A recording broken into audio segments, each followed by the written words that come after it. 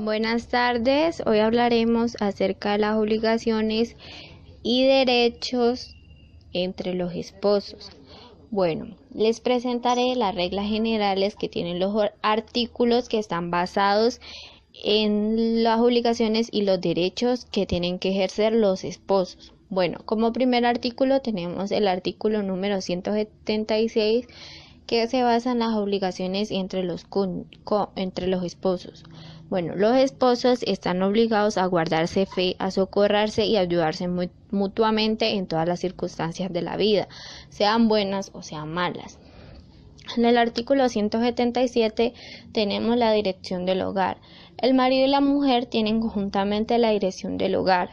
Dicha dirección estará a cargo de uno de los esposos cuando el otro no la pueda ejercer o falte. En caso de desacuerdo, se recurrirá al juez o al funcionario que la ley designe. En el artículo 178 tenemos la obligación de cohabitación. Esto quiere decir que los esposos tienen la obligación de vivir juntos y cada uno de ellos tiene derecho a ser recibido en la casa del otro. En el artículo 179 tenemos la residencia del hogar. El marido y la mujer fijarán la residencia de su hogar en caso de ausencia, incapacidad o privación de la libertad de uno de ellos, la fijará el otro. Si hubiese desacuerdo, corresponderá al juez fijar la residencia teniendo en cuenta el interés de la familia. El artículo 180 habla sobre la sociedad conyugal. Cuando los esposos se hayan casado en un país extranjero y se domicilien acá en Colombia, se presumirá separado de bienes a menos que la conformidad de las leyes bajo cuyo imperio se casaron se hayan sometidos a un régimen patrimonial diferente. En el artículo 181 tenemos la capacidad de la mujer.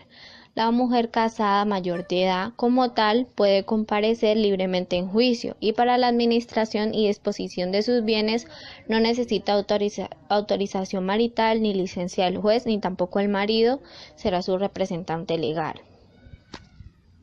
Bueno, como les dije anteriormente, las reglas generales de los artículos anteriormente dichos tienen unas excepciones. Estas excepciones ocurren cuando la mujer ejerce una profesión o hace parte de una industria y también cuando ocurre una separación de bienes. Bueno, les hablaré acerca de los artículos que se basan en la separación de los bienes. En el artículo 197 tenemos separación de bienes. Bueno, la simple separación de bienes es la que se efectúa sin divorcio, en virtud de decreto judicial o por disposición de la ley. En el artículo 198 tenemos la irrenunciabilidad de la facultad de pedir la separación de bienes. Ninguno de los esposos podrá renunciar en las capitulaciones matrimoniales o fuera de ellos la facultad de pedir la separación de bienes a que le den derecho las leyes. En el artículo 199 tenemos la separación de bienes de incapaces. Para que el esposo incapaz pueda pedir la separación de bienes, deberá designarle un curador especial.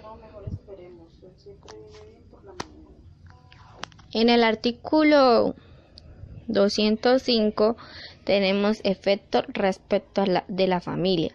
Bueno, en el estado de separación, ambos esposos deben proveer a las necesidades de la familia común a proporción de sus facultades. El juez, en caso necesario, reglará la contribución. En el artículo 206 tenemos los acreedores de la mujer. Los acreedores de la mujer separada de bienes por acto o por contratos que legítimamente han podido celebrarse por ella tendrán acción sobre los bienes de la mujer. El marido no será responsable con sus bienes sino cuando hubiere accedido como fiador o de otro modo a las obligaciones contraídas por la mujer. Bueno, hablaremos sobre los derechos y deberes de los padres hacia los hijos. Bueno, los derechos de los niños prevalecen sobre los demás. Esto lo deja claro la Constitución Política mediante su artículo 44 que dice: garantizar a los niños, a las niñas y a los adolescentes su pleno y armonioso desarrollo, para que crezcan en el seno de la familia y de la comunidad en un ambiente de felicidad, amor y comprensión. Bueno, los derechos y las obligaciones de los padres son las siguientes. Primero, todo varón y mujer tiene derecho a optar por la paternidad dentro de sus opciones de vida. Esto quiere decir que toda persona tiene la obligación, si opta por tener hijos, de asumir esta decisión con la más trascendente de todas, y a lo que deben subordinarse las decisiones de índole económica, profesional o cultural. Como segundo tenemos, los padres tienen el derecho a que nadie interfiera en las instancias de comunicación con sus hijos, incluso en las vinculadas con el tiempo libre. Esto quiere decir que los padres tienen la obligación de generar espacios de comunicación con sus hijos, particularmente los vinculados con el tiempo libre. En caso de interferencia, tienen derecho a defender esos espacios de comunicación, ya que son muy importantes para escuchar y aconsejar a sus hijos. Como tercer, lo tenemos, los padres tienen el derecho de exigir que el colegio al que asisten sus hijos tengan una postura clara frente a las patologías juveniles, tales como el alcohol o el SIDA. Los padres tienen la obligación de trabajar coordinadamente con la comunidad educativa en la educación de sus hijos. Como cuarto tenemos, los padres tienen derecho a que nadie obligue a sus hijos a consumir drogas. Bueno, como cuarto, les dije que los padres tienen derecho a que nadie obligue a sus hijos a consumir drogas. Bueno, los padres pues tienen la obligación de inculcarle a sus hijos que no presionen a nadie para que consuman drogas. Como quinto, tenemos los padres tienen derecho a saber que hoy los jóvenes tienen miedo a hablar y por ello utilizan como bastón al alcohol y otras drogas. Bueno, esto quiere decir que los padres tienen la obligación de fortalecer en sus hijos las actitudes comunicativas. Bueno, aquí hay una frase que les quiero compartir de acuerdo al anterior leído.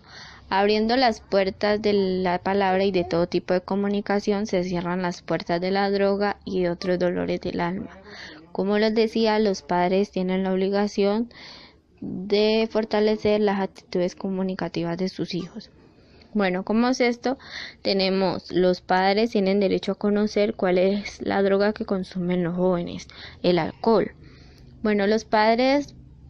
Esto quiere decir que los padres tienen la obligación de tratar al alcohol como una droga muy peligrosa, no como droga blanda o de entrada. El alcohol es una droga muy peligrosa. Como séptimo, tenemos, los padres tienen derecho a conocer todas las falsas creencias sobre el alcohol. Bueno, los padres tienen la obligación de desmitificar el alcohol en sus hijos. Como octavo tenemos, los padres tienen derecho a saber que la mayor cantidad de muertes y o situaciones de invalidez en los jóvenes se produce por el efecto desinhibitorio del alcohol. Como noveno tenemos, los padres tienen derecho a que cumplan estrictamente la legislación vinculada con la conducción. Como décimo tenemos, los padres tienen derecho a saber que sus hijos son más vulnerables al consumo del alcohol y el resto de las drogas.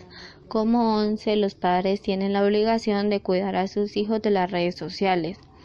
También los padres tienen derecho a que nadie obligue a sus hijos a soportar ruidos no aptos para su oído en formación. Bueno, estos son algunos derechos y obligaciones que cumplen los padres. Como último, tenemos que los padres tienen derecho a contribuir a que sus hijos sufran lo menos posible. Bueno, también hablaremos acerca de las obligaciones y los derechos de los niños y niñas.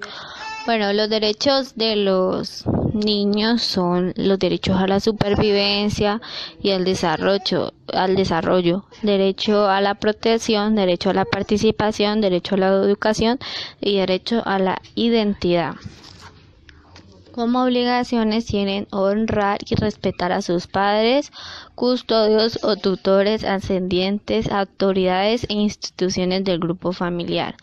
También deben cooperar responsablemente en las actividades realizadas en su grupo familiar, cumplir responsablemente con las actividades y tareas que se les asigna por los maestros.